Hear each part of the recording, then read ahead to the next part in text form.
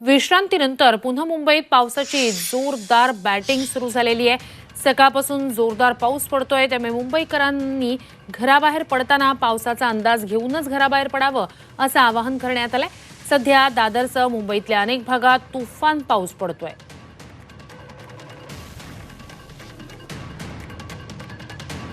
मुंबईत पावसानं पुन्हा एकदा जोरदार बॅटिंगला सुरुवात केलेली आहे। परवाचा दिवस चाकरमान्यांना चांगलाच लक्षात राहणार आहे, कारण पावसानं जोडपून काढलेलं होतं।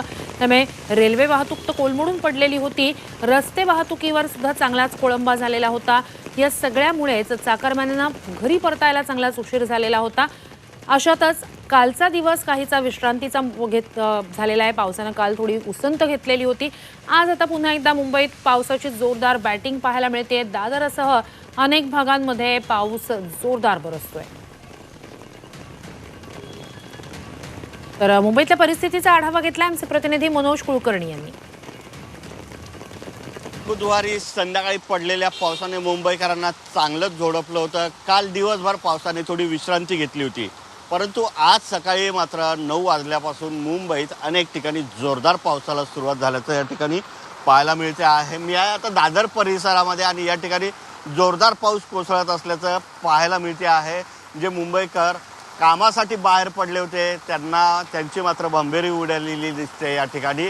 आजही पावसाचा इशारा देण्यात आलेला आहे, परंतु जोरदार पाऊस पडणार असं सांगण्यात आलं नव्हतं।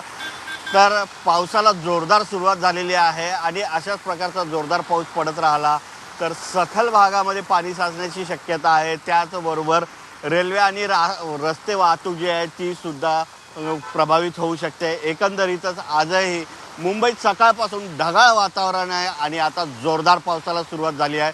त्यामुळे मुंबईकरांनी बाहेर पडताना हवामानाचा अंदाज घेऊनच बाहेर पडणं गरजेचं आहे। Video journalist Sumit Balerao, Manoj Kulkarni, Zee 24 तास, मुंबई।